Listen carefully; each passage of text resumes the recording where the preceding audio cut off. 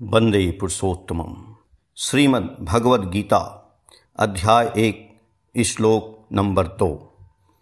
दृष्ट्वा तु पांडवानिकं व्यूढ़ं दुर्धोनस्तदा आचार्यमुपसंगम्य राजा वचनम ब्रवीत। संजय ने कहा, हे राजन, पांडुपुत्रों द्वारा सेना की व्यूह रचना देखकर राजा दुर्योधन अपने गुरु के पास गया और उसने ये शब्द कहे। तात्पर्य: धृतराष्ट्र जन्म से अंधा था। दुर्भाग्यवश वह आध्यात्मिक दृष्टि से भी वंचित था। वह यह नहीं जानता था कि उसके समान उसके पुत्र भी धर्म के मामले में अंधे हैं, और उसे विश्वास था कि वे पांडवों के साथ कभी भी समझौता नहीं कर पाएंगे, क्योंकि पांचों पांडव जन्म से ही पवित्र थे। फिर भी उसे तीर्थस्थान के प्रभाव के विषय में संदेह था। इसीलिए संजय युद्ध भूमि की स्थिति के विषय में उसके प्रश्न के मंतव्य को समझ गया, अतः वह निराश राजा को प्रोत्साहित करना चाह रहा था। उसने उसे विश्वास दिलाया कि उसके पुत्र पवित्र स्थान के प्रभाव में आकर किसी प्रकार का समझौता करने नहीं जा रहे हैं। उसने राजा को बताया कि उसका पुत्र दुर्योधन पांडवों की सेना को देखकर तुरंत अपने सेनापति द्रोणाचार्य को वास्तविक स्थिति से अवगत कराने गया। यद्यपि दुर्योधन को राजा कहकर संबोधित किया गया है, तो भी स्थिति की गंभीरता के कारण उसे सेनापति के पास जाना पड़ा। अतएव दुर्योधन राजनीतिज्ञ बनने के लिए सर्वथा उपयुक्त था, किंतु जब उसने पांडवों की व्यूह रचना देखी तो उसका यह कूटनीतिक व्यवहार उसके भय को छिपा न पाया।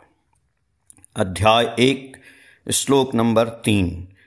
पश्यैतां पांडुपुत्राणामाचार्य महतीं चमूम व्यूढ़ां द्रुपदपुत्रेण तव शिष्येण धीमता।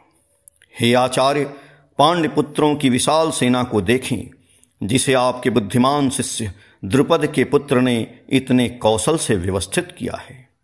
तात्पर्य: परम राजनीतिज्ञ दुर्योधन महान ब्राह्मण सेनापति द्रोणाचार्य के दोषों को इंगित करना चाहता था।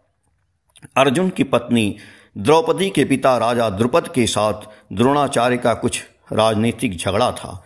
इस झगड़े के फलस्वरूप द्रुपद ने एक महान यज्ञ संपन्न किया, जिससे उसे एक ऐसा पुत्र प्राप्त होने का वरदान मिला जो द्रोणाचार्य का वध कर सके।